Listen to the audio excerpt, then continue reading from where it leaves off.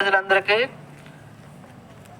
ఈ ఇందిరమ్మ కాలనీలో మాచలపట్నంలో నివాసం ఉంటున్నటువంటి మీ అందరికీ మా హృదయపూర్వకమైన వందనాలు తెలియజేస్తున్నాము. ఈ ప్రాంతంలో దేవుని యొక్క వాక్యము మీకు తెలియచేయడం కోసము, రక్షణ సువార్తను ప్రకటించడం కోసం మీ మధ్యలోనికి రావడం జరిగింది. అమ్మ, ఒక 2 నిమిషాలు మా మాటలను ఆలకించండి.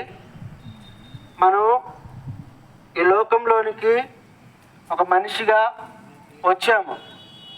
ఈ లోకంలో మనం జీవిస్తున్నప్పుడు ఎంతో ఆశలతోనూ కోరికలతోనూ మరి ఇలా జీవిస్తూ ఉంటాం.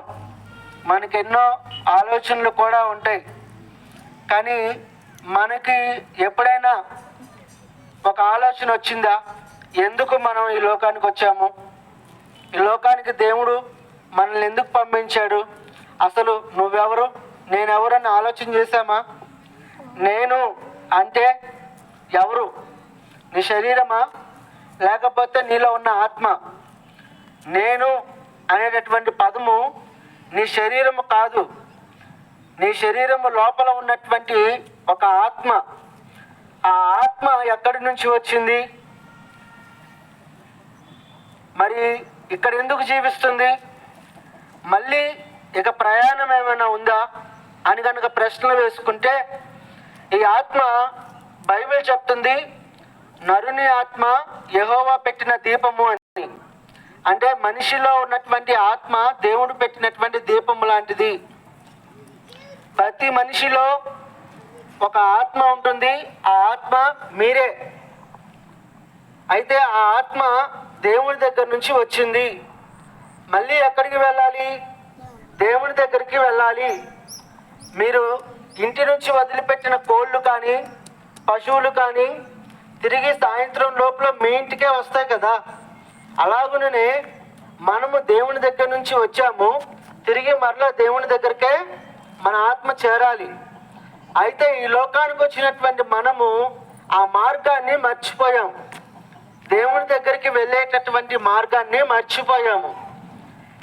ఈ లోకంలో అనేక ఆశలు కలిగి, శరీరాశలు, నేత్రాశలు, జీవపుడంబం లాంటివి కొన్ని ఆశలు కలిగి ఉన్నప్పుడు ఈ యొక్క ఆత్మను గురించినటువంటి ఆలోచన ఎప్పుడు మనకి రాదు.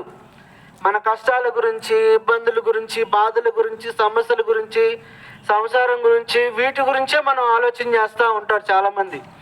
అయితే ఒకటి గమనించండి, ఈ లోకానికి దేవుడు నిన్ను పంపించాడు అంటే నీ పట్ల దేవునికి ఒక ప్రణాళిక అనేది ఒకటి ఉంది. ఏంటి ఆ ప్రణాళిక? నువ్వు సత్యాన్ని తెలుసుకోవాలి, సత్యమైన మార్గంలో నువ్వు నడవాలి, సత్యమైన మార్గంలో దేవుని అనుసరించి నీవు వచ్చినటువంటి మార్గము గుండానే మళ్ళీ పరలోకానికి, అంటే దేవుని దగ్గరికి చేరాలి అని ఒక ప్రణాళిక దేవునికి ఉంది. అయితే ప్రతి ఒక్కరూ వచ్చిన మార్గాన్ని మర్చిపోవడం వలన ఈ లోకంలో ఉన్నటువంటి మనుషులు పాపములలో చిక్కుకొని సంసార బాధల్లో, ఇబ్బందుల్లో ఉండడం వలన, వారికి వచ్చినటువంటి మార్గం మర్చిపోవడం వలన దేవుడు ఒక ప్రణాళిక, యేసుక్రీస్తు ప్రభు వారిని ఈ లోకానికి పంపించాడు. ఆ యేసుక్రీస్తు ప్రభు వారు ఈ లోకానికి వచ్చి లోకంలో ఉన్నటువంటి ప్రతి మానవాళిని రక్షించడం కోసము ఆయన అనేక ప్రయత్నాలు చేశాడు. ఆయన చివరిగా ప్రతి మానవాళి పాపములు క్షమాపణ కోసము ఆయన కలువరి శిలువలో మరణించాడు. ప్రియమైన వారులారా, ఆయన చిందించినటువంటి రక్తము పరిశుద్ధమైనది.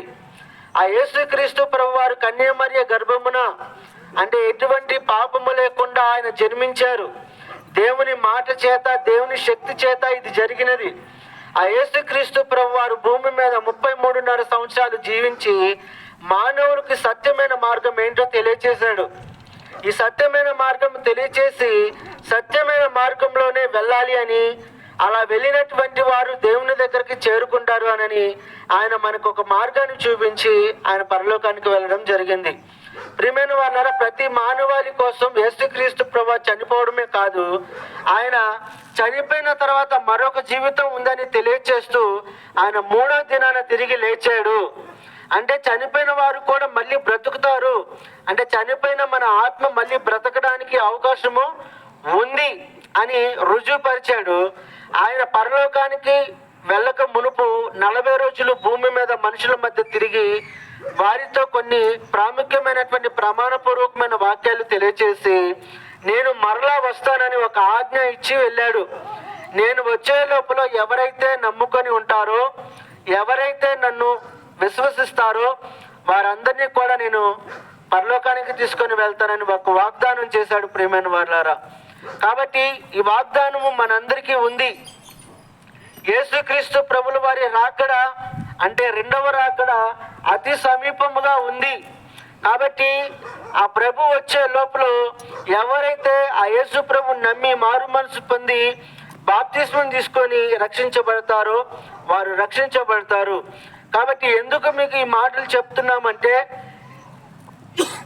తల్లి గర్భంలో నుంచి వచ్చినటువంటి మనము 80 లేకపోతే 100 సంవత్సరాలు జీవించిన తరువాత మరలా మరొక జీవితం అనేది ఉంది. అది ఆత్మ జీవితము. కాబట్టి దేవుని దగ్గర నుంచి వచ్చాము, తిరిగి మరలా దేవుని దగ్గరికి వెళ్ళాలి.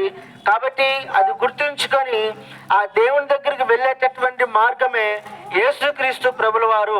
ఆ ప్రభుని నమ్ముకుంటే పరలోకానికి చేరుకుంటారు. ఆ ప్రభువే వచ్చి పరలోకానికి తీసుకొని వెళతారు అనేది ఒక గొప్ప సత్యము. కాబట్టి యేసుక్రీస్తు ప్రభునందు విశ్వాసం ఉంచండి.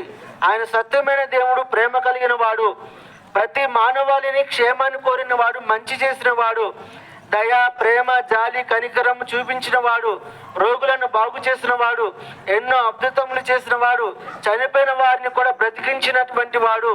అలాగే ఆయన చనిపోయి అంటే మనుషుల కోసము ఆయన ప్రాణాలు అర్పించి తిరిగి లేచినటువంటి వాడు, పరలోకానికి వెళ్ళినటువంటి వాడు, పరలోకం నుంచి రానున్నటువంటి వాడు, మనందరినీ కూడా పరలోకానికి తీసుకొని వెళ్ళేటటువంటి వాడే ఉన్నాడు. కాబట్టి అమ్మా, నా మాటలు ఒట్టి మాటలు కాదు. ఆ ప్రభువునందు విశ్వాసం ఉంచండి, ఆ ప్రభువుని నమ్ముకోండి. మేము ఒకప్పుడు ఈ సత్యాన్ని తెలియక అజ్ఞానంలో చిక్కుకొని ఉన్నాము. కానీ దేవుడు మమ్మలను ప్రేమించి ఆ సత్యమైన వాక్యాన్ని తెలియచేసి మమ్మలను దేవుడు రక్షించాడు. మీరు కూడా మాలాగా రక్షించాలని ఈ యొక్క సువార్త వాక్యాన్ని మీ మధ్యలోనికి తీసుకురావడం జరిగింది. కాబట్టి ప్రభు అయిన యేసుక్రీస్తునందు విశ్వాసం ఉంచండి, మీరు మీ కుటుంబము రక్షించబడుతుంది. ఈ నా మాటలు మనందరి వినికిడిలో దేవుడు దీవించి ఇక్కడ ఈ ప్రాంతంలో నివాసం ఉంటున్నటువంటి వారందరినీ దేవుడు రక్షించునుగాక. ఆమేన్. ప్రార్థన చేసుకుందాం. అమ్మ, మీకు మా